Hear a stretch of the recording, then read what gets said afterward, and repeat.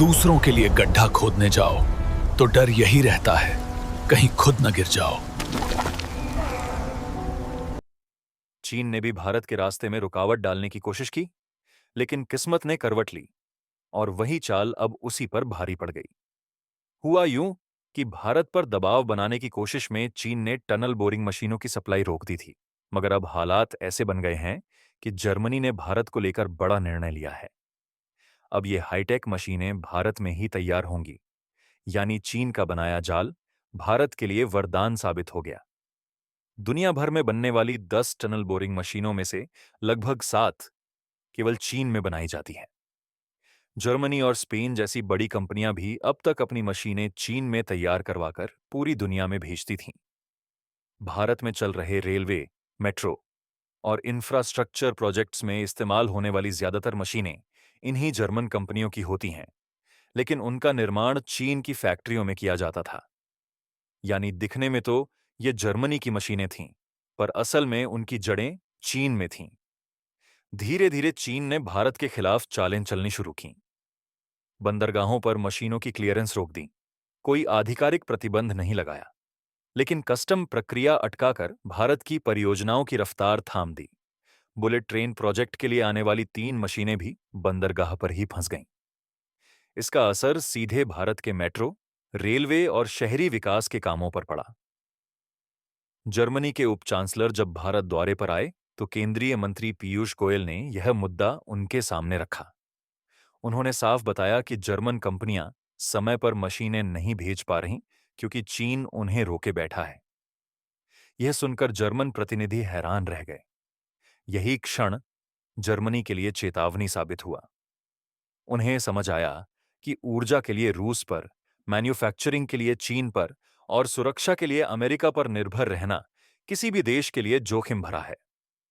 Germany ने स्वीकार किया कि अगर यही सिलसिला चलता रहा तो वह हमेशा कमजोर स्थिति में रहेगा। तभी उन्होंने भारत को एक भरोसेमंद साझेदार के रूप में देखने का फैसला किया। इसके बाद जर्मनी के राजदूत ने औपचारिक घोषणा की कि अब जर्मन कंपनियां अपनी टनल बोरिंग मशीनें भारत में बनाएंगी, यहीं से भारत को और दुनिया को सप्लाई करेंगी।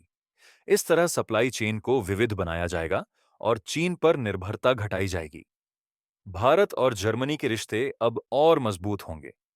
अब भारत में ही आधुनिक टनल बोरिंग मशीनों का निर्माण होगा। आप सोच रहे होंगे, आखिर ये मशीनें होती क्या हैं? दरअसल सुरंगें बनाने के 2 तरीके होते हैं। पहला, पुराना तरीका, जिसमें मजदूर हथौड़े और औजारों से खुदाई करते हैं। दूसरा, आधुनिक तरीका, जहां टनल बोरिंग मशीनों का इस्तेमाल किया जाता है। ये मशीनें विशाल होती हैं और पत्थरों को काटते हुए कुछ ही समय में टनल तैयार कर देती हैं। हर प्रोजेक्ट के हिसाब से अलग मशीन डिजाइन करनी पड़ती है। एक मशीन की लागत करीब 80 करोड़ रुपए तक पहुंचती है, इसीलिए इन्हें बनाना बेहद तकनीकी और पूंजी गहन प्रक्रिया है। साल 2000 के आसपास चीन ने रणनीतिक योजना के तहत इन मशीनों के पुर्जे और उपकरण बनाने पर जोर दिया।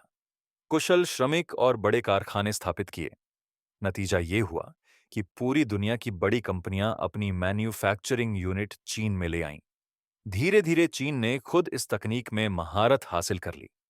आज उसकी कंपनियां, जैसे सानी और एक्ससीएमजी, दुनिया की सबसे बड़ी हैवी इक्विपमेंट निर्माता बन चुकी हैं और टनल बोरिंग मशीनों की प्रमुख आपूर्तिकर्ता है। भारत में भी इन मशीनों की मांग लगातार बढ़ रही है। Delhi, Mumbai, Kolkata metro, bullet train, highway और रेलवे टनल जैसे अनेक प्रोजेक्ट्स के लिए। लेकिन अब तक भारत को मजबूरी में ये मशीनें चीन से ही मंगवानी पड़ती थीं, भले ही वे जर्मन ब्रांड के नाम पर आती हों।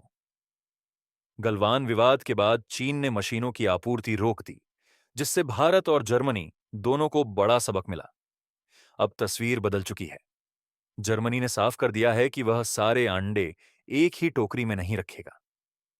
भारत को उसने एक विश्वसनीय साझेदार के रूप में मान्यता दी है, जहां विशाल बाजार है, स्थिर माहौल है और भरोसेमंद रिश्ते हैं।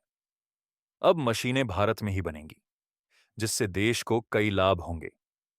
मैन्युफैक्चरिंग इकोसिस्टम मजबूत होगा, रोजगार बढ़ेंगे, हाईटेक इंडस्ट्री को बढ़ावा मिलेगा और चीन पर निर्भरता कम होगी। इसके अलावा जर्मनी ने भारत के साथ रक्षा क्षेत्र में सहयोग बढ़ाने का भी निर्णय लिया है, विशेष रूप से नौसेना के प्रोजेक्ट 75 आई जैसे कार्यक्रमों में भारत के लिए फायदे स्पष्ट हैं। मशीनों की समय पर आपूर्ति, स्थानीय उत्पादन, तकनीकी उन्नति और आत्मनिर्भरता की दिशा में बड़ा कदम। भारत खुद भी धीरे धीरे इन मशीनों का निर्माण शुरू करेगा। हालांकि यह प्रक्रिया एक दिन में नहीं होगी। इसके लिए निवेश, बड़े संयंत्र और प्रशिक्षित इंजीनियरों की जरूरत होगी। लेकिन जर्मनी का यह निर्णय भारत को उस दिशा में आगे बढ़ने में बड़ा सहारा देगा।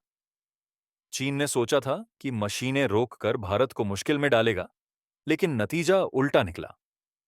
अब वही जर्मनी भारत में कारखाने लगाएगा और भारत को इसका सीधा लाभ मिलेगा। आखिरकार वही कहावत फिर से सही साबित होती है, दूसरों के लिए गड्ढा खोदने वाला खुद उसमें गिरता है। चीन की चाल उलटी पड़ चुकी है और भारत ने खेल पलट दिया है।